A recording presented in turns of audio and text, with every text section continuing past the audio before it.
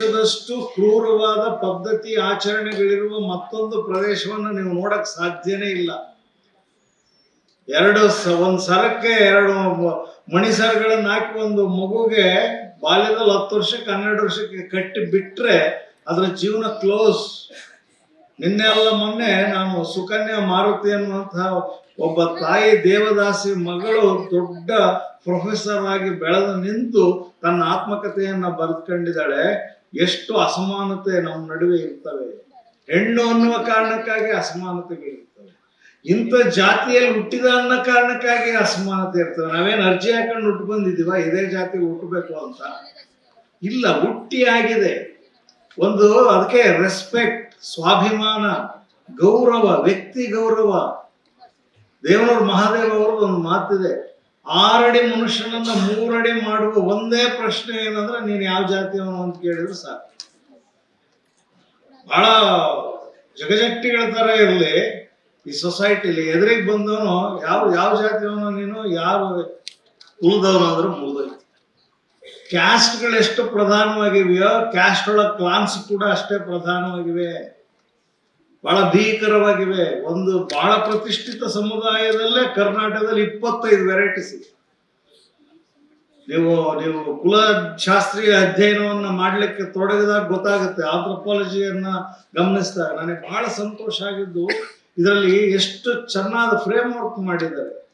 ಒಂದು ವಿಷಯವನ್ನ ತಿಳಿಯಲಿಕ್ಕೆ ನಾನಾ ಮುಖಗಳಿರುತ್ತೆ. ಅಂಬೇಡ್ಕರ್ ಫಿಲಾಸಫಿಯನ್ನ ತಿಳಿಯಲಿಕ್ಕೆ ನಾವು ಕನಿಷ್ಠ 20 ವರ್ಷನಾದ್ರೂ ನಿರಂತರ ಅಭ್ಯಾಸ ಮಾಡಬೇಕು.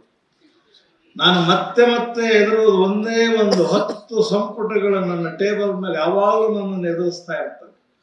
ನಾನು ಸಂವಿಧಾನವನ್ನ ಕಳೆದ 25-30 ವರ್ಷದಿಂದ ಅದನ್ನೊಂದು ಕಲಾಕೃತಿಯಾಗಿ ನೋಡ್ತಾ ಬಂದಿರೋದು. ಅದು ಒಬ್ಬ ಲಾಯರ್ಗೆ ಒಂದು ಲಾ ಬುಕ್ ಆಗಿ ಕಾಣುತ್ತೆ. ಅದು ಒಬ್ಬ ಸೋಷಿಯಲ್ ಥಿಂಕರ್ಗೆ ಒಂದು ಬಹಳ ದೊಡ್ಡ ಸೋಷಿಯಲ್ ಡಾಕ್ಯುಮೆಂಟ್ ಆಗಿ ಕಾಣುತ್ತೆ. ಒಬ್ಬ ಪೊಲಿಟಿಕಲ್ ಸೈನ್ಸ್ ಎಕ್ಸ್ಪರ್ಟ್ಗೆ ಅದು ಒಂದು ಸಾರ್ವಜನಿಕ ಆಡಳಿತವನ್ನು ಮಾಡುವಂತಹ ದೊಡ್ಡ ಕಲಾಕೃತಿಯಾಗಿದೆ. ನನಗೆ ಒಂದು ನಾಟಕವಾಗಿದೆ. ಯಾಕೆಂದ್ರೆ ಸತತ 3 ವರ್ಷಗಳ ಕಾಲ ನಾಗರಿಕತೆ ಅಂದ್ರೆ ಯಾವುದು ಅನ್ನೋದನ್ನ ಕುರಿತು ಚರ್ಚೆ ಮಾಡಿದ್ದಾರೆ. ಪೌರತ್ವ ಅಂದ್ರೆ ಯಾರು, ಪೌರ ಅಂದ್ರೆ ಯಾರು, ಅಕಸ್ಮಾತ್ ವಿಮಾನದಲ್ಲಿ ಕೂತು ಈ ಕಡೆಯಿಂದ ಆ ಕಡೆ ಹೋಗೋದು ಪೌರ ಹೌದೋ ಇಲ್ಲ ಅನ್ನೋದ್ರ ಬಗ್ಗೆ ಚರ್ಚೆ ಮಾಡಿದ್ದಾರೆ. ಅತಿ ಹೆಚ್ಚು ಸಮಯ ತೆಗೆದುಕೊಂಡದ್ದು ಯಾವ ಭಾಷೆಯನ್ನ ರಾಷ್ಟ್ರ ಭಾಷೆಯನ್ನಾಗಿ ಇಟ್ಕೋಬೇಕು ಅನ್ನುವ ವಿಷಯದಲ್ಲಿ. ಹಿಂದಿಯನ್ನ ರಾಷ್ಟ್ರ ಭಾಷೆಯನ್ನಾಗಿ ಮಾಡಬೇಕು ಮಾಡಬಾರ್ದು ಅನ್ನುವ ಚರ್ಚೆ ಅತಿ ಹೆಚ್ಚು ಸಮಯವನ್ನು ತೆಗೆದುಕೊಂಡ್ರು ಅಂತ. ಆದ್ರೆ ಈಗ ಬಹಳ ವ್ಯವಸ್ಥಿತವಾಗಿ ಕರ್ನಾಟಕದಲ್ಲಿ ಹಿಂದಿ ವ್ಯಾಪಕವಾಗಿ ಬರ್ತಾ ಇದೆ, ಏನೋ ಸದ್ದು ಗದ್ದಲ ಇಲ್ಲದೆ. ಕಳೆದ 70 ವರ್ಷಗಳಲ್ಲಿ ಆಗದೆ ಇರುವಂತದ್ದನ್ನ ಕೇವಲ ನಮ್ಮ ಶ್ರೀಮಂತ ಬ್ಯಾಂಕ್ಗಳನ್ನ ಉತ್ತರ ಭಾರತದ ಹಾಳಾಗಿರುವ ಬ್ಯಾಂಕ್ಗಳ ಜೊತೆ ಟ್ಯಾಗ್ ಮಾಡಿಬಿಟ್ಟು ವ್ಯವಸ್ಥಿತವಾಗಿ ಹಳ್ಳಿಯಲ್ಲಿ ಹಿಂದಿ ಪ್ರಚುರವನ್ನ ಮಾಡಲಾಗಿದೆ. ಸೊ ಆಡಳಿತ ಮಾಡುವವರು ದೂರದೃಷ್ಟಿ ಇಲ್ಲದವರಾದ್ರೆ ಸಂವಿಧಾನ ಏನಾಗುತ್ತೆ ಅಂತ ಅಂಬೇಡ್ಕರ್ ಅವತ್ತೇ ಅಮೆರಿಕನ್ ಪತ್ರಕರ್ತನಿಗೆ ಹೇಳಿರುವ ಮಾತಿದೆಯಲ್ಲ, ಬಹಳ ಮಹತ್ವದ್ದು.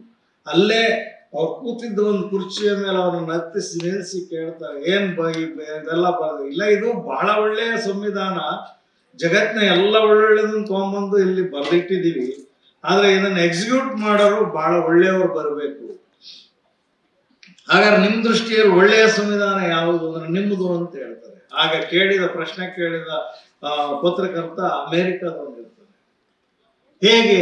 ನಿಮ್ಮಲ್ಲಿ ಕೇವಲ 7 ಖಂಡಿಕೆಗಳು, 7 ಭಾಗಗಳಿವೆ, ನಮ್ಮಲ್ಲಿ 25 ಭಾಗಗಳಿವೆ ನಮ್ಮ ಸಂವಿಧಾನದಲ್ಲಿ. ಆದ್ರೆ ಎಕ್ಸಿಕ್ಯೂಷನ್ ಪ್ರಮಾಣದಲ್ಲಿ ಸುಮ್ಮನೆ ನಿಮಗೊಂದು ಮಾತು ಹೇಳ್ತೀನಿ. ಒಂದು ಪೊಲೀಸ್ ಸ್ಟೇಷನ್ ನಲ್ಲಿ ಒಬ್ಬ ಏನಾದ್ರು ತಪ್ಪು ಮಾಡಿದ ವ್ಯಕ್ತಿ ಬಂದ ಅಂದ್ರೆ ಒಬ್ಬ ಇನ್ಸ್ಪೆಕ್ಟರ್ಗೆ ತಪ್ಪು ಮಾಡಿರೋ ತನ್ನ ಜಾತಿಯವನು ಅಂದ ತಕ್ಷಣ ತನ್ನೆಲ್ಲ ನಿಯಮಗಳನ್ನು ಬದಲಿಸ್ಲಿಕ್ಕೆ ಯೋಚಿಸ್ತಾನೆ. ಸೊ ಜಾತಿ ಎಷ್ಟು ಕ್ರೂರವಾದ್ದು ಅಂದ್ರೆ ಅಪರಾಧಕ್ಕಿಂತ ತನ್ನ ಜಾತಿಯನ್ನ ಹೇಗಾದ್ರೂ ಮಾಡಿ ಕಾಯ್ದುಕೊಳ್ಳಬೇಕು. ನಂದು ಯಾವಾಗಲೂ 3 ಈಕ್ವೇಶನ್ಸ್ ನಾನು ಹೇಳ್ತಾ ಇರ್ತೀನಿ. ಯಾಕಂದ್ರೆ ತುಂಬಾ ಪ್ರಾಜ್ಞರ ನಡುವೆ ಮಾತನಾಡ್ತಾ ಇದ್ದೀನಿ ನಾನು. ನಮ್ಮ 3 ಈಕ್ವೇಶನ್ಸ್ ಏನು ಅಂದ್ರೆ, ನಮ್ಮ ಜಾತಿಯಲ್ಲಿ ನಾವು ನಮಗಿಂತ ಮೇಲ್ಜಾತಿಯವನ ಜೊತೆಗೆ ಹೋದ್ರೆ ಅವನು ನಮಗೆ ಭ್ರಮೆಯನ್ನ ಮೂಡಿಸ್ತಾನೆ. ಮೇಲ್ಜಾತಿಯವನ ಸಹವಾಸ ಮಾಡಿದ್ರೆ ನಾವು ಹಾಳಾಗ್ತೀವಿ ಅಂತ ಸರಳವಾಗಿ ಹೇಳೋದಾದ್ರೆ, ನಮ್ಮ ಜಾತಿಯವ್ರನ್ನೇ ಹುಡಿಕೊಂಡು ಹೋದ್ರೆ ಕೊಳತೋಗ್ತೀವಿ. ಯಾಕೆ ಅಂದ್ರೆ ಅವ್ರು ಇನ್ನೇನೋ ಸೃಷ್ಟಿ ಮಾಡಕ್ ಸಾಧ್ಯ ಇಲ್ಲ. ನಮಗಿಂತ ಕೆಳಜಾತಿಯವರ ಜೊತೆಯಲ್ಲಿ ಬದುಕಿದ್ರೆ ನಾವೊಂದು ಸ್ವಲ್ಪ ವಿದ್ಯೆ ಕಲಿತೀವಿ, ತಿಳುವಳಿಕೆ ಕಲಿತೀವಿ, ಸಮಾಜದ ಬಗೆಗಿನ ತಿಳುವಳಿಕೆಯನ್ನ ಕಲಿತೀವಿ. ನಾವೆಲ್ಲ ಬಹಳ ದೊಡ್ಡ ದೊಡ್ಡ ಪುಸ್ತಕ ಓದಿರ್ಬೋದು, ದೊಡ್ಡ ದೊಡ್ಡ ಡಿಗ್ರಿ ತಾಡಿರ್ಬೋದು, ನಮ್ಮ ಮನೆಗಳೆಲ್ಲ ತುಂಬಾ ಸುಂದರವಾಗಿರ್ಬೋದು, ಆದ್ರೆ ವೆಜ್ ಓನ್ಲಿ ಅಂತ ಬೋರ್ಡ್ ಯಾಕೆ ಹಾಕ್ತಿವಿ? ಅಂದ್ರೆ ನಿನಗೆ ಮನೆ ಖಾಲಿ ಇದೆ, ನಿನಗೆ ಕೊಡಲ್ಲ ಅಂತ. ಬಹಳ ಸ್ಟ್ಯಾಂಡರ್ಡ್ ಅನ್ಟಚಬಿಲಿಟಿನ ಪ್ರಾಕ್ಟೀಸ್ ಮಾಡುವ ಉದ್ದೇಶ. ನೀವು ಯಾವ ಜಾತಿ, ನಮ್ಮ ದೊಡ್ಡ ಸಂಶೋಧನೆ ಏನಂದ್ರೆ ನಮ್ಮ ಪಕ್ಕದಾಗಿರೋ ಯಾವ ಜಾತಿಯವನು ಅಂತ ತಿಳ್ಕೋಬೇಕು. ತಿಳ್ಕೊಳ್ಳೋದಕ್ಕೆ ನಮ್ಗೆ ಸಮಾಧಾನನೇ ಆಗಲ್ಲ, ಫ್ರಸ್ಟ್ರೇಷನ್ ಒಳಗಾಗ್ಬಿಟ್ಟಿರ್ತೀವಿ. ಯಾರು ಇರ್ಬೋದು, ನಮ್ಮವನೇ ಇರ್ಬೋದು ಅನ್ನೋದ್ರಿಂದ ಶುರುವಾಗುತ್ತೆ. ಆದ್ರೆ ಅವನಲ್ಲ ಅಂದ ತಕ್ಷಣ ಒಂದು 50 ಕಿಲೋಮೀಟರ್ ಪ್ರಯಾಣ ಮಾಡಿರೋ ನಮ್ಮವನಲ್ಲ ಅಂದ್ರೆ ಹತ್ರ ತಿರುಗಿ ಸುಮ್ಮನೆ ಕೂತಿರ್ತೀವಿ. ಆ ಸಂಶೋಧನೆ ಯಾಕೆ ಮಾಡ್ಬೇಕಾಗಿತ್ತು? ಸೊ ಅದಕ್ಕೆ ಮಹಾದೇವ ಅವರದ್ದು ಒಂದು ಮಾತಿದೆ, ಅಲ್ಪ ಸ್ವಲ್ಪ ಪ್ರಯಾಣ ಮಾಡೋಕ್ಕಾಗಿ ಬಸ್ಸು ರೈಲುಗಳಲ್ಲಿ, ಆಮೇಲೆ ಒಂದಷ್ಟು ಚಿತ್ರಮಂದಿರಗಳಲ್ಲಿ, ಒಂದಷ್ಟು ಓದ್ಲಿಕ್ಕೆ ಶಾಲೆಗಳಲ್ಲಿ ಒಟ್ಟಾಗಿದ್ದೀವಿ ಹೊರತು ನಮ್ಮ ನಡುವೆ ಜಾತಿಯ ಕೂಪಗಳು ಹಾಗೇ ಇವೆ, ಏನು ಬದಲಾಗಿಲ್ಲ. ಸೊ ನಾವು ಯಾವಾಗ ಸಾಧ್ಯ ಅದು ಅಂದ್ರೆ, ಅಂಬೇಡ್ಕರ್ ತಾವು ಸ್ವತಃ ಜೀವಿತಾವಧಿಯಲ್ಲಿ ಅನುಭವಿಸಿದ ಹಿಂಸೆ. ನಿನ್ನೆ ಬಹಳ ಅದ್ಭುತವಾಗಿ ಪಾರ್ಸಿ ಗೆಸ್ಟ್ ಹೌಸ್ನಿಂದ ಹೊರ ಹಾಕುವ ಡಿಸ್ಕ್ರಿಮಿನೇಷನ್ ಅನ್ನ ತುಂಬಾ ಹೋಮ್ ಮಿನಿಸ್ಟರ್ನ ನಡೆಸ್ಕೊಂಡಿರುವ ರೀತಿ ಬರೋಡಾದಲ್ಲಿ ನಾವು ನೋಡಿದ್ವಿ. ನಾಟಕ ನೋಡಿದ್ವಿ, ಅದು ತುಂಬಾ ಇನ್ಸ್ಪೈರ್ ಮಾಡ್ತು. ಆ ವಿದ್ಯಾರ್ಥಿಗಳೆಲ್ಲ ತುಂಬಾ ಚೆನ್ನಾಗಿ ಮಾಡಿದ್ರು.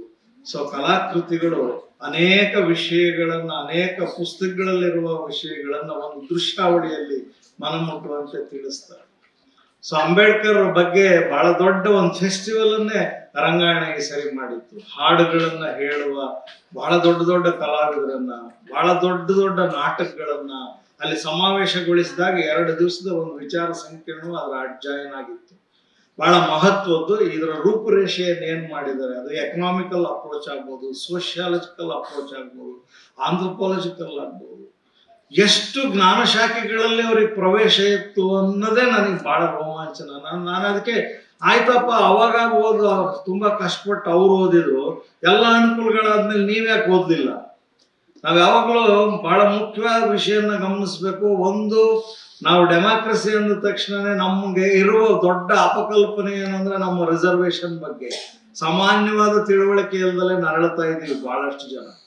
ಮೀಸಲಾತಿ ಅನ್ನುವಂಥದ್ದು ಯಾರದ್ದೋ ಶರೀರದ ಭಾಗವನ್ನ ಕಿತ್ತು ಇನ್ನೊಬ್ಬರಿಗೆ ಕೊಡುವಂತಹದ್ದು ಅಲ್ಲವೇ ಅಲ್ಲ.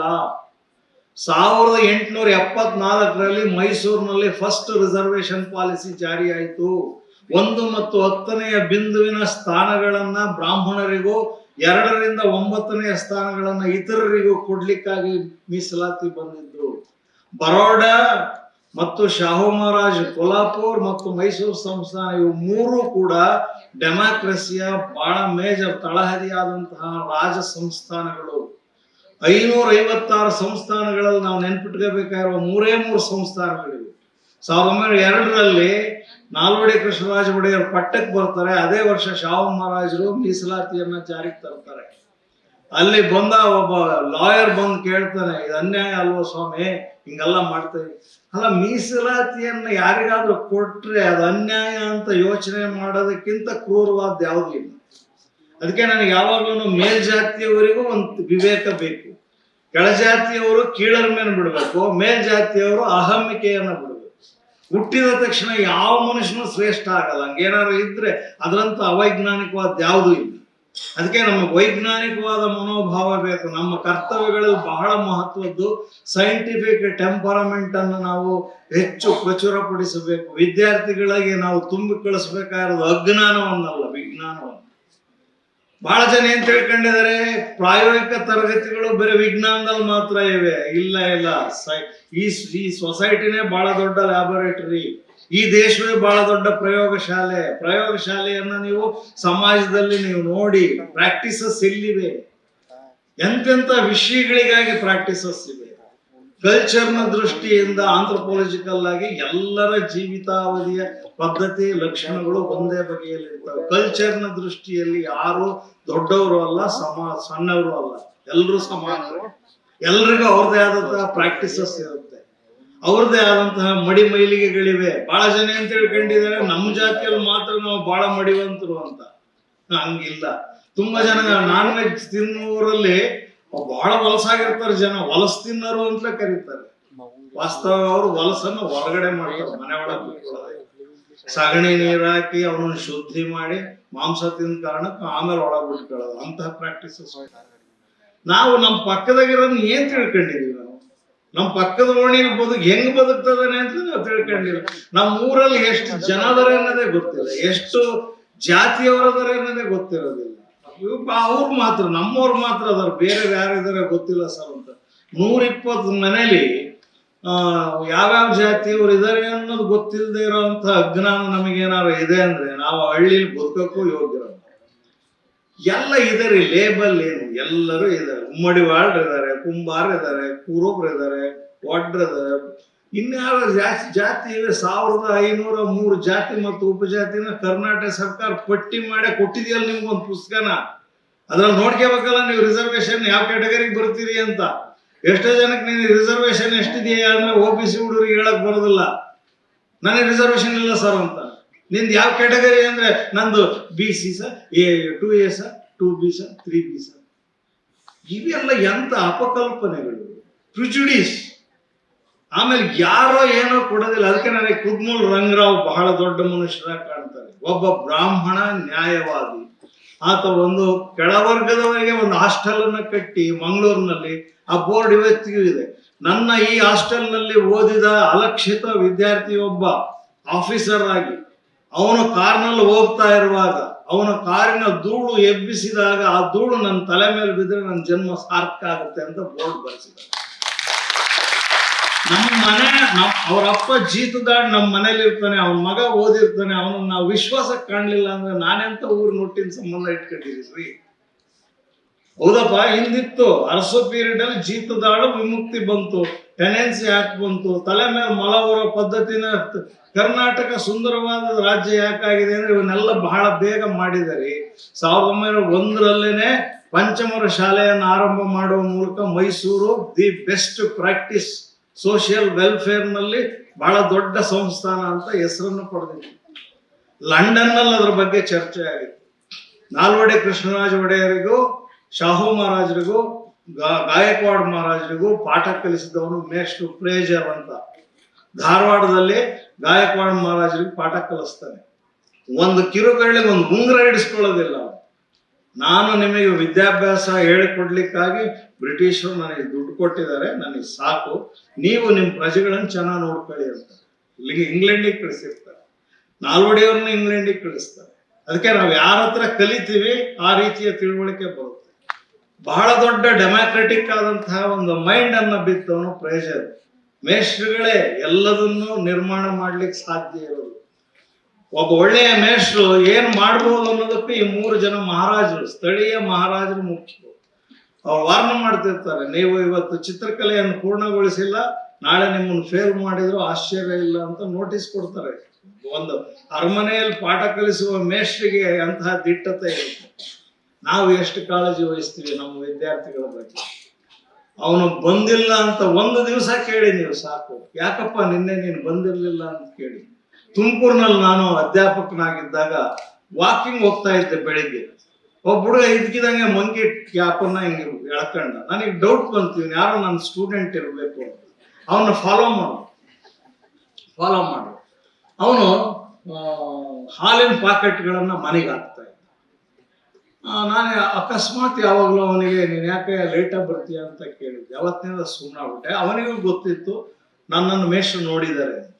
ಒಂದು ವರ್ಷ ದಿವಸ ಆದ್ಮೇಲೆ ಅವನು ಆಮೇಲೆ ಬಹಳ ನೀಟಾಗಿ ಕ್ಲಾಸಿಗೆಲ್ಲ ಬರ್ತಿದ್ದ. ನಾನೇ ಒಂದು ದಿವಸ, ನೋಡಪ್ಪ, ನಾನು ಹಿಂಗೆ ಕೇಳಿದ್ ತಪ್ಪಾಯ್ತು, ನಿನಗೆ ದುಡಿಯುವ ಅವಕಾಶ ಹಂಗಿದ್ರೆ ದುಡಿ, ಆದ್ರೆ ದುಡಿಯುವ ಕಾರಣಕ್ಕಾಗಿ ನೀನು ಓದನ್ನ ವ್ಯರ್ಥ ಮಾಡ್ಕೋಬೇಡ, ನಿನಗೇನಾದ್ರು ಸಹಾಯ ಇದ್ರೆ ಕೇಳು. ಇಲ್ಲ ಸರ್, ನಾನು ರೂಮ್ ಮಾಡ್ಕೊಂಡಿದ್ದೀನಿ, ಆ ಬಾಡಿಗೆಗಾಗಿ ದುಡಿಬೇಕು. ಹಾಗೆ ಆಯ್ತು, ನಾನು ಹಾಸ್ಟೆಲ್ ಸೇರಿಸ್ತೀನಿ, ನೀನು ಓದ್ಬೋದಾ? ಖಂಡಿತ ಓದ್ತೀನಿ ಸರ್. ಅವನಿಗೆ ಯಾವುದೇ ಕಮ್ಯುನಿಟಿ ಹಾಸ್ಟೆಲ್ ಇರಲಿಲ್ಲ.